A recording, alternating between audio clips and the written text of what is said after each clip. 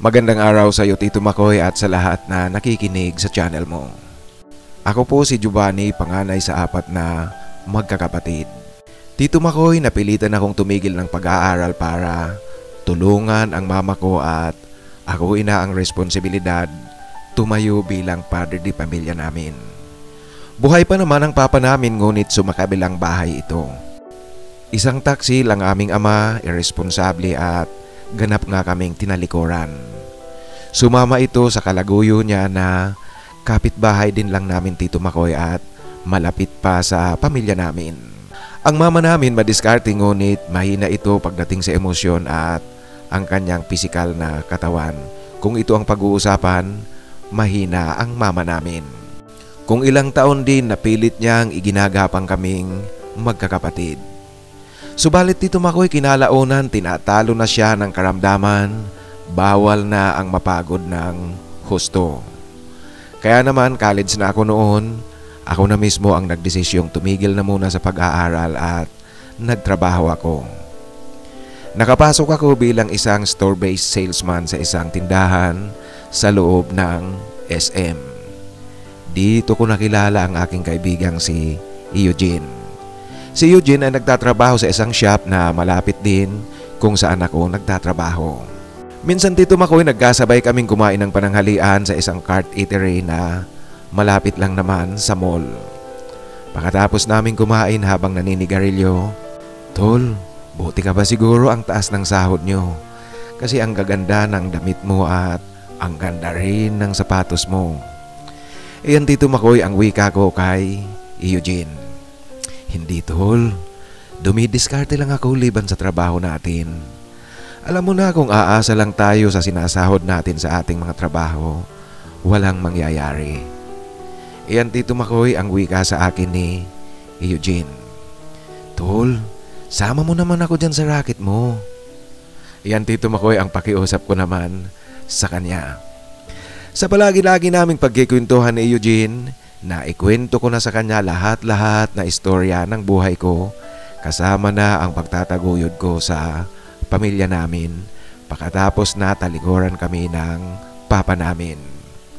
Sigurado ako, Tito Makoy, na antig sa kwento ko itong si Eugene. Ganun ba, tol? Sige, susubukan ko at ipapakita ko sa iyo kung ano ang discarding ginagawa ko.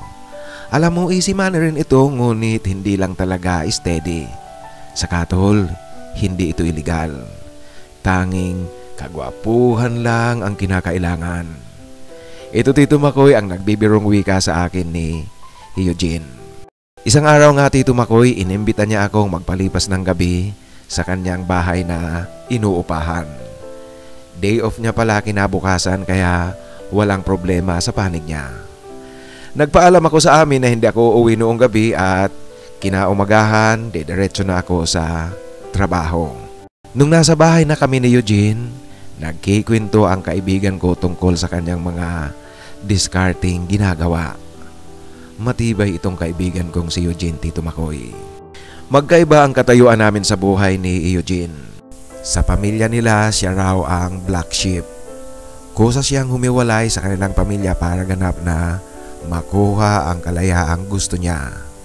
Kusa rin siyang huminto ng pag-aaral sa kolehiyo para tumayo na sa sariling mga paa. Ito'y para hindi raw siya dinidiktahan ng kanyang mga magulang at mga nakatatandang kapatid. Kaya ang pagiging mag-isa niya sa buhay, Tito Makoy, ay personal niyang kagustuhan. Habang nagkikwentuhan kami ni Eugene, merong dumating na bisita, itong kaibigan ko. Magandang lalaki at sa tingin ko, Tito Makoy, may kaya. Nakijaming sa amin ang bisita ni Eugene at ipinakilala niya ako sa kanyang bisita. "Jean, gwapo rin yung kaibigan mo." Ito ang wika sa akin ng bisita ni Eugene habang nakatitig ito sa akin, Tito Makoy. Siya pala si Jimmy. "Jim, trip mo ba siya? Alam mo, ikaw ang makakauna dyan kung sakasakali." Iyan, Tito Makoy, ang biro ni Eugene sa kanyang kaibigan. Sa aming paghaharap-harap na tatlo, makalipas lang ang ilang sandali, walang pag-aalangan, Tito Makoy, ang dalawa na naghahalikan at naghihayakapan sa harapan ko. Ganon na ganon ang kanilang ginagawa. Nung pansamantala silang tumigil sa kanilang paghaharutan sa aking harapan, Tito Makoy, inudyokan ni Eugene ang kanyang bisita na tumabi sa akin. Tumabi nga ito, Tito Makoy. Subalit, Tito Makoy, dahil nga wala akong alam dito, ilang na ilang ako, hindi ko magawang humalik din sa kanya. Marahil, Tito Makoy, na boring o kaya bitin ang kaibigan ni Eugene, kaya umalis ito sa aking tabi, bumalik kay Eugene. Nagpatuloy ang dalawa sa kanilang pagsusuyuan sa aking harapan.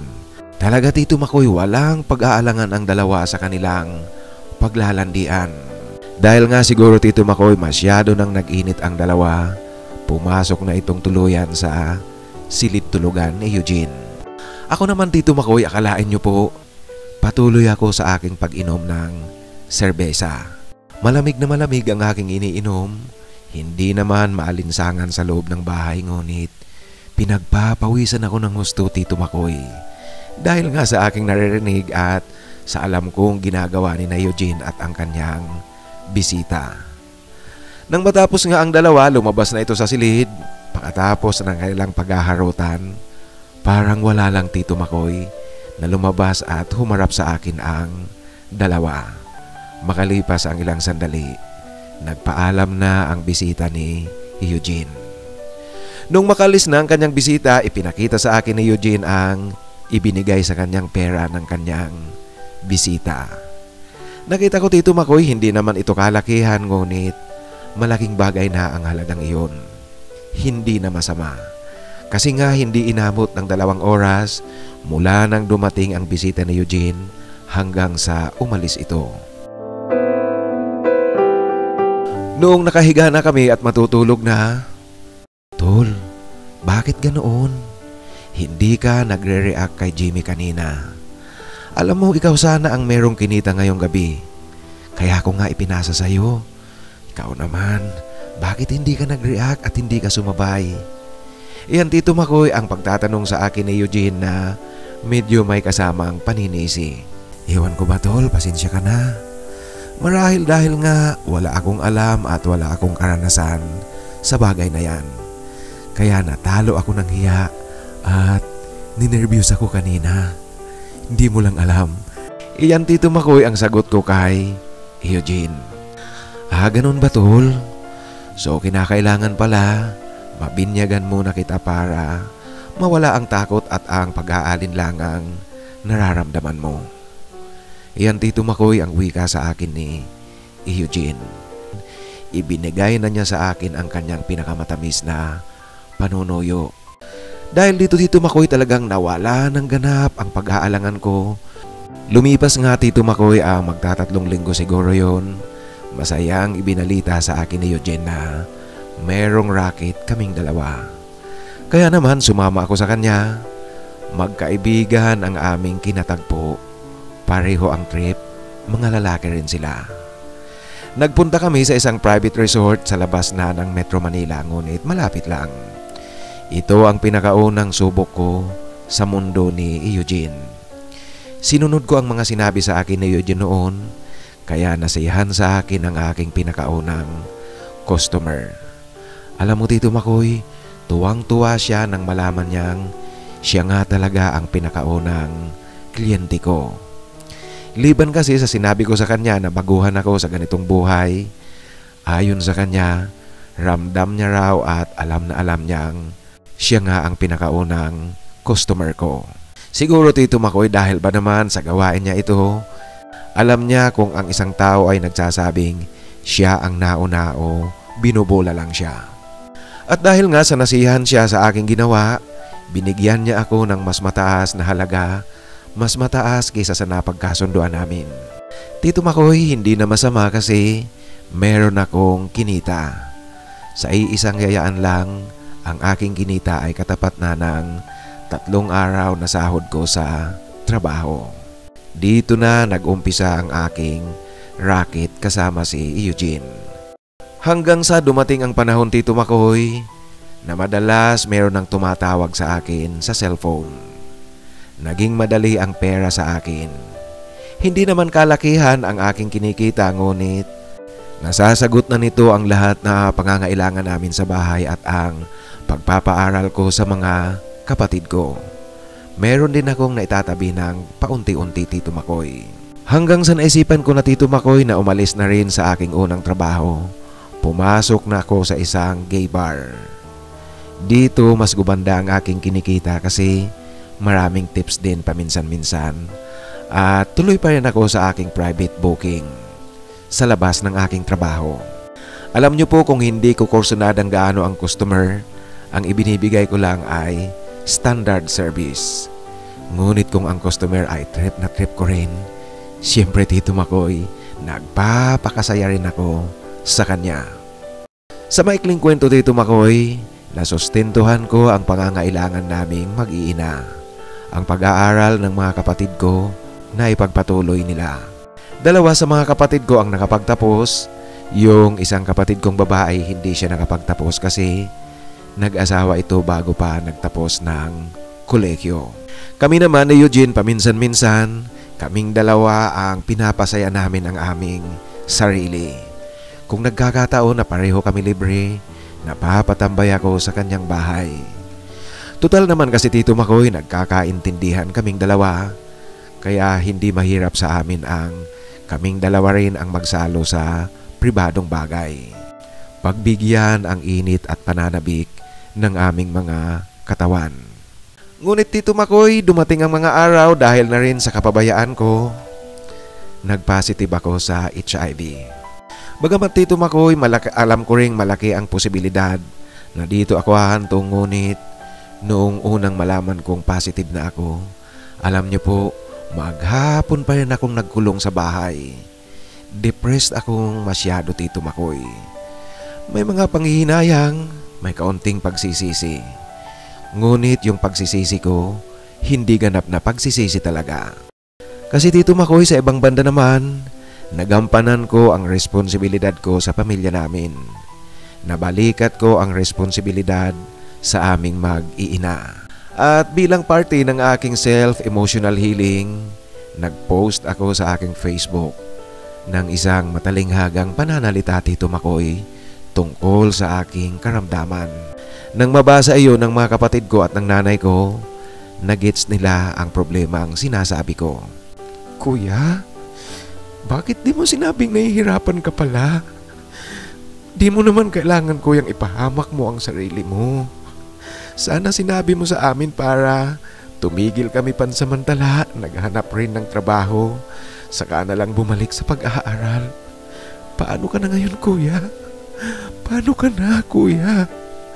Ito, Tito Makoy, ang mangiyak-iyak na wika sa akin ng mga kapatid kong babae. Maging ang nanay ko, siyempre ang mama namin, Tito Makoy, ina ko yan. Siya ang alam kong labis na nasaktan. Ano ba naman kayo dyan? Kitang-kita nyo naman, buhay na buhay pa ako at hindi pa ako mamamatay bukas. Masamang damo ang kuya nyo.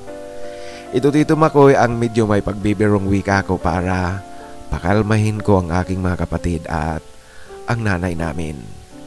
Pangiti-ngiti ako sa kanila, Tito Makoy, habang nakikipag-usap sa kanila. Pinag-uusapan namin ang aking kinasadlakan.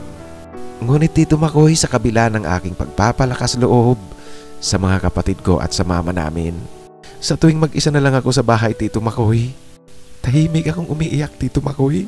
Ilang linggo ring lumipas bago ako ganap na nakawala sa depression, Tito Makoy, na aking nararamdaman. Hindi ko rin maiwasan ang makaramdam ng awa sa sarili ko, Tito Makoy. Tito Makoy, ito na yon, narito na, kinakailangang magpatuloy ang buhay. Nagpatuloy ako sa aking pagtatrabaho sa bar, ngunit maingat ng masyado. Kasi ayokong mayroon pang ibang taong mahawa. Habang tuloy-tuloy din ako sa aking medikasyon, walang palya. Sa panahong ito, Tito Makoy, alam niyo po, mayroon na rin akong account sa Twitter. Siguro po nakakakita ka ng mga account na gumagawa ng mga pribadong bagay. Isa ako dyan, Tito Makoy. Monetize na rin ang aking Twitter account. Kaya kahit papaano ngayon, meron na akong kinikita rito. Maging sa OnlyFans, meron din ako, monetize na rin. Meron din ako Tito Makoy na mga uploaded videos sa ilang gay porno site. Sa mga video Tito Makoy na aking ina-upload, kami ni Eugene ang magpartner. Permanente kaming magkapartner. Pareho namin ina-upload ang aming collaboration video sa aming mga kanya-kanyang sariling account. Pareho kami kumikita na Tito Makoy. Isang araw Tito Makoy, nakatanggap ako ng tawag sa cellphone. Ang numero ay wala sa mga kontak na nakalagay sa phone book ko. Excited ako Tito Makoy kasi customer. Datong na naman ang ibig sabihin nito. Subalit Tito Makoy, nang sagutin ko ang tawag, alam niyo po, nainis ako nang marinig ko ang boses. Boses ng papa namin. Alam mo Tito Makoy kung bakit bigla akong nagalit kasi hindi pa rin humuhupa ang galit ko dito sa walang kwentang papa namin. Sa pagtalikod niya sa aming mag-iina. Nagtataka ako Tito Makoy kung paano niya natunton ang aking cellphone number. Napilitan akong kausapin siya at napilitan rin akong makipagkita sa kanya sa isang resto. Anak? Kumusta ka na anak? Pasensya ka na anak? Yan Tito Makoy, ang pasok ng papa namin. Alam mo po, naiinis akong makinig sa mga ganitong salita. Yung pasensya, patawarin, nagsisisi. Ayoko Tito Makoy na makarinig ng mga salitang ito galing sa isang taksil na ama. Alam niyo po, ang tanong ko lang, bakit ka narito? Para ano?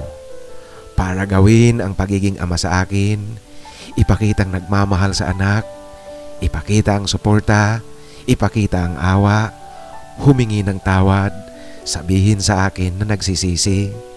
Alam mo, wala ni isa man dyan sa mga salitang yan ang gusto kong marinig mula sa iyo. Ayokong makarinig ng mga ganyang salita galing sa isang pabayang ama. At subukan mo lang na dumating ngayon ang kalaguyo mo dito sa lugar na ito. Ipapakita ko sa iyo talaga kung gaano kayo kababoy. Bababuyin ko kayong dalawa. Hindi ako magdadalawang isip. Yan Tito Makoy, ang mainit at matalim na pananalita ko sa papa namin. Huwag kang mag-alala anak. Hiwalay na kami ni Lolita. Yan Tito Makoy, ang wika niya sa akin. Kaya pala nakipagkita ka sa akin. Kaya pala meron ka ng ganang makipag-usap sa akin kasi kinawawa ka na ng babaeng. Yung babaeng nagpapatirik ng mga mata mo noon.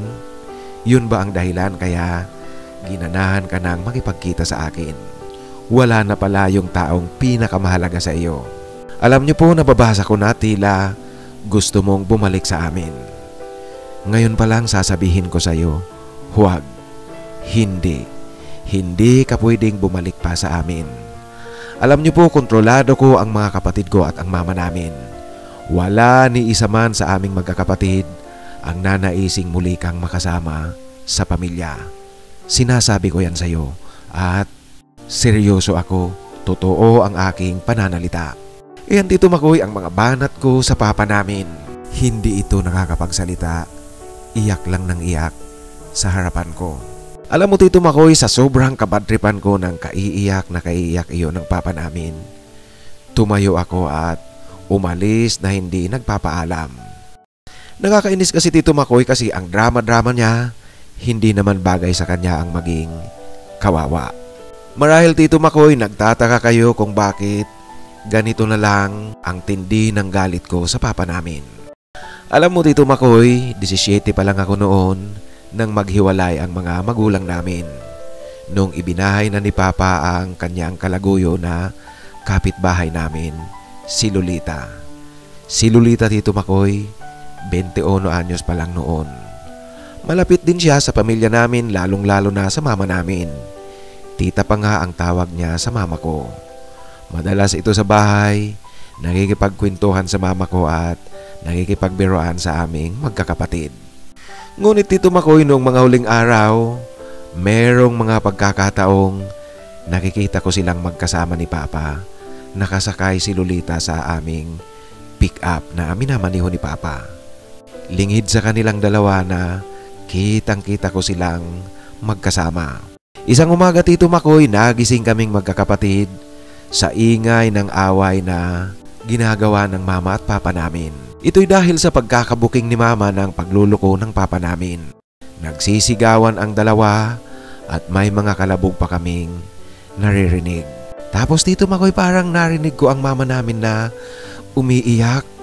Pigil na pigil ang kanyang pag-iyak. Naalarma ako, Tito Makoy, kaya tumakbo ako papalabas ng silid.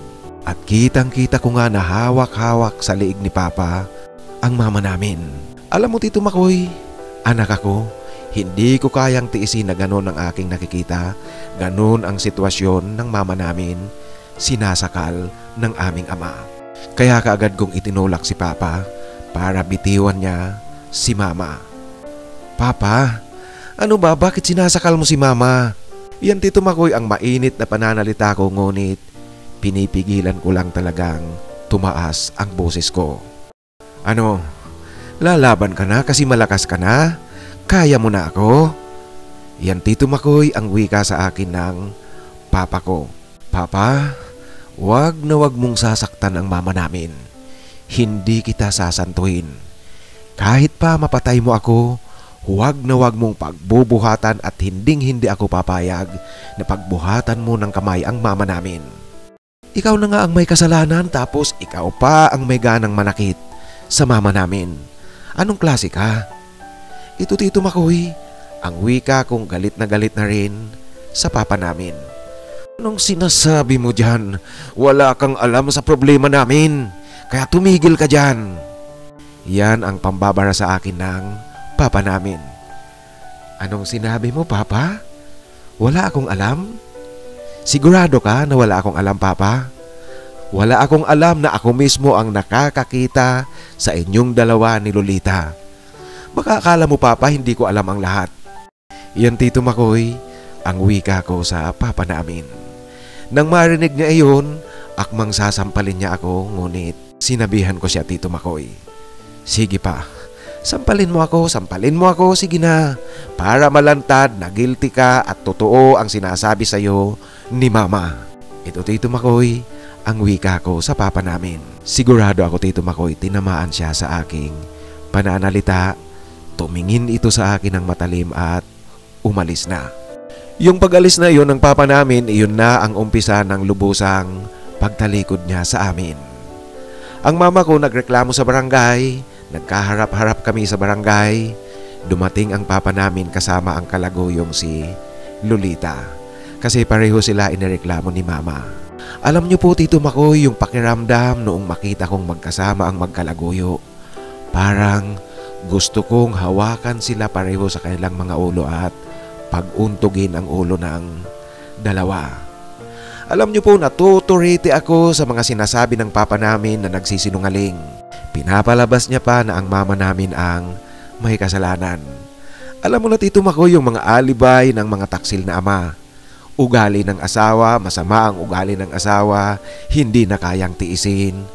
Ganoon ang mga sinasabi ng papa namin. Kaya naman, dahil natuturiti ako, hindi na ako nakatiis. Nagsalita na ako, Tito Makoy. Mama, hayaan mo na lang kayang magsama ang magkalaguyo na yan. Sa tingin ko ang babae magaling sumubo, magaling kumain ang babae. Sa tingin ko napapatirik niya ang mata ni Papa sa kama. Kaya talo tayo dyan, Mama. Ibigay mo na lang ang hilig ni Papa. Kung hilig niyang napapatirik ang kanyang mga mata sa kama, sige na, hayaan na lang natin sila, Mama. Iyan, Tito Makoy, ang painsultong wika ko sa mama ko sa harap ng mga opisyal ng barangay. Nainsulto nga ang papa namin, tumayo ito at akmang susuntukin ako. Nung makita ko, Tito Makoy, ang kanyang reaksyon at akmang susuntukin ako, napaatras ako, Tito Makoy. Meron akong napulot na isang gunting sa mesa ng sekretarya ng barangay. Sige, Papa, lumapit ka. Hindi kita sasantuhin. Hindi ko sasantuhin at panghihinayangan ang tarantadong ama na kagaya mo. Sige, Lumapit ka papa, lapit. Ito Tito Makoy ang aking pananalita. Alam niyo po Tito Makoy, yung pananalita kong iyon, salita lang talaga kasi wala naman akong planong saksakin siya. Kontrolado ko ang aking emosyon noong oras na iyon. Ngunit Tito Makoy, nakita kong naalarma ng husto ang mga opisyal ng barangay. Tito Makoy, sa aming paghaharap-harap na iyon, ayokong humaba pa ang mga bangayan. Kaya sinabi ko na sa mama ko na walang ayusan ito, hayaan na lang namin si Papa at ang kanyang kalaguyo. Kaya wala talagang naganap na pag-aayos. Noong araw na iyon, tuluyan nang nawasak ang pamilya namin. At yun nga Tito Makoy, sa ilang taon na pilit kaming iginagapang ng mama namin, dito dinapuan ng karamdaman ang mama ko. Kaya naman ako na talaga ang tumayong padre de pamilya. Ngayon Tito Makoy, bumabalik sa amin ang papa namin. Para ano? Para humingi ng tawad, magpakaama sa akin, at sabihing nagsisisi siya. Wala Tito Makoy. Wala akong pakikinggan at wala akong paniniwalaan sa kanyang mga sasabihin. At ang mga luha na nakikita kong dumadaloy sa kanyang mga mata, alam ko Tito Makoy, luha yan ng buhaya. At sa tindingan ng galit na aking nararamdaman hanggang ngayon, naiinis akong sagutin ang mga tawag niya sa cellphone. Kaya madalas lantaran kong nire-reject ang kanyang tawag. Ngunit minsan naman napipilitan rin akong sumagot. Anak? Kumusta anak?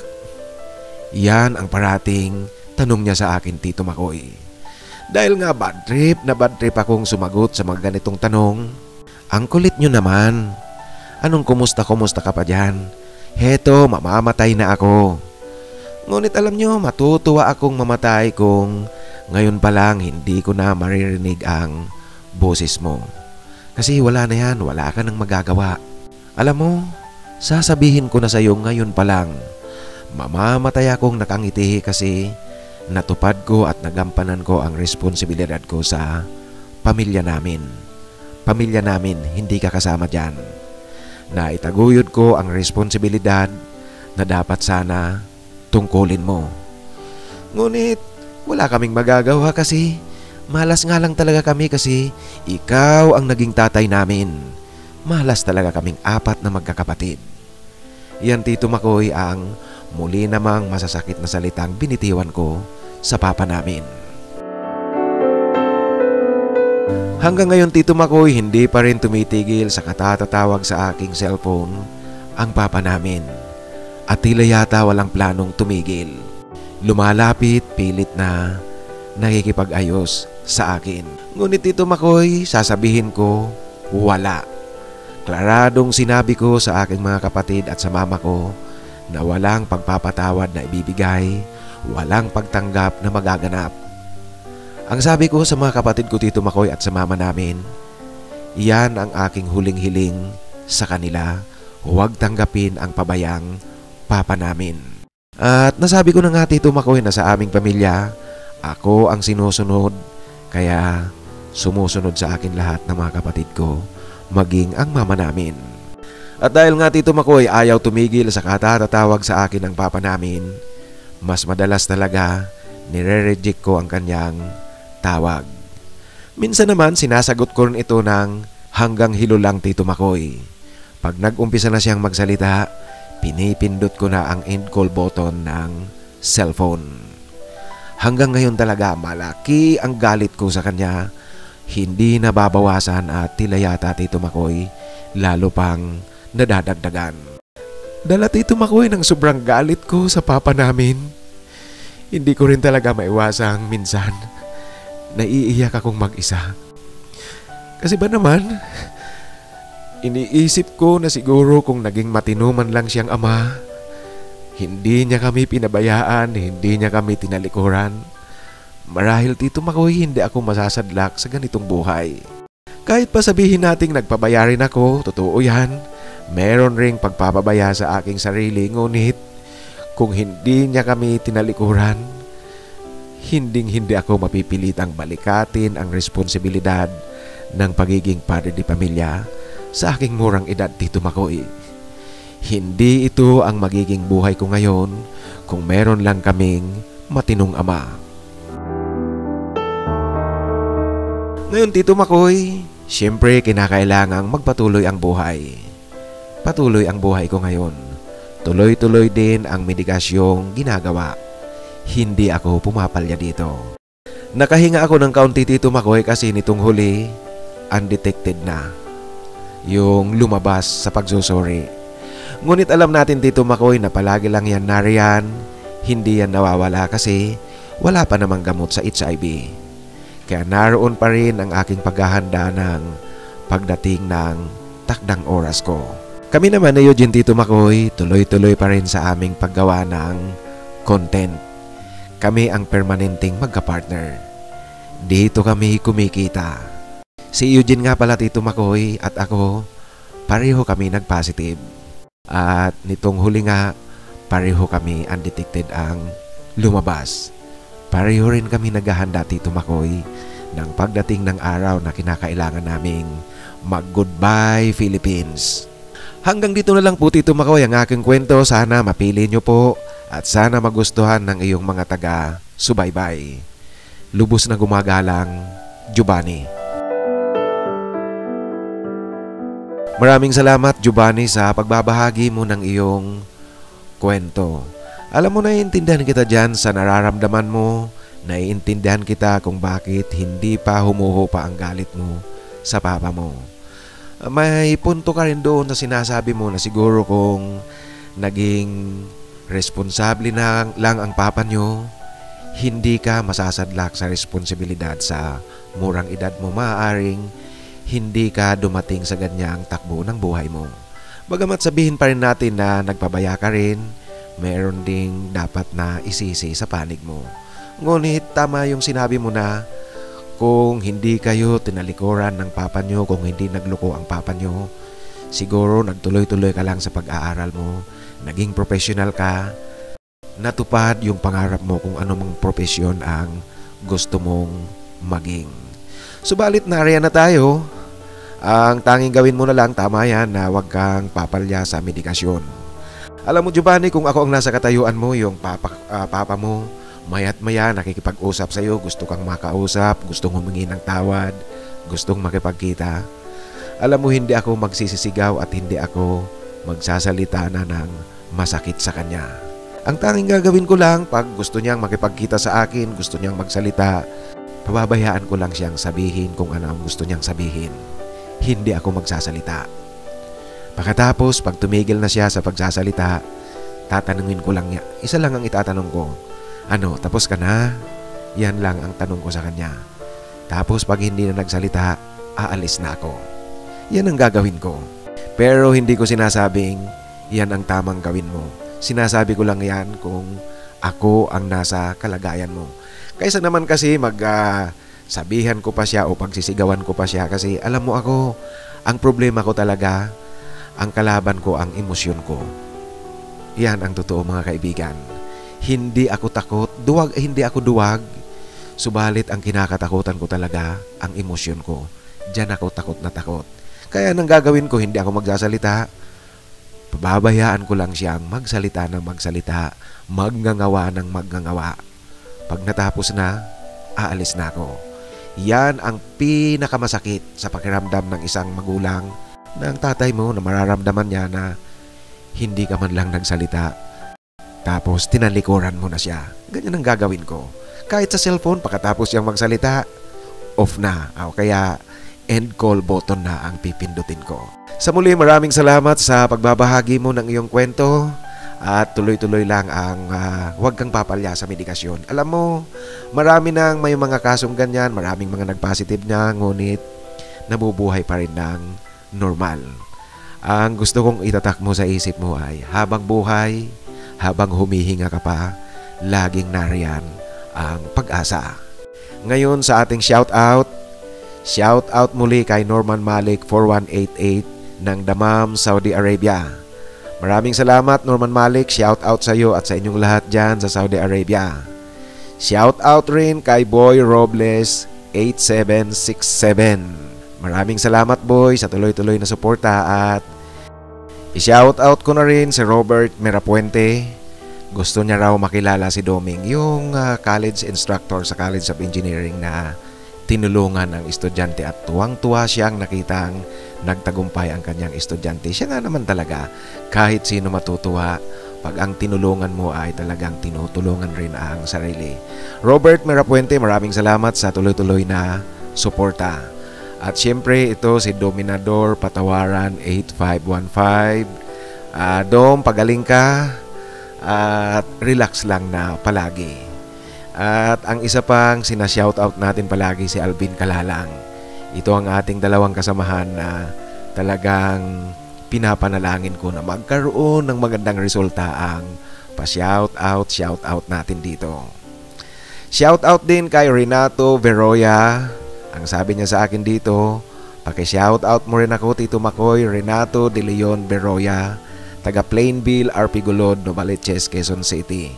Maraming salamat ato sa tuloy-tuloy na suporta at shoutout sa inyong lahat dyan sa Plainville, Arpigulod, Novaliches, Quezon City. Sa inyong lahat mga kaibigan, maraming salamat sa tuloy-tuloy na pakikinig at tuloy-tuloy na pagsama nyo sa akin dito sa ating channel. Sa mga gusto pong magpadala ng kailang mga kwento, ipadala lang sa aking email titomarcos@yahoo.com at titomarcos@gmail.com. Maraming salamat po.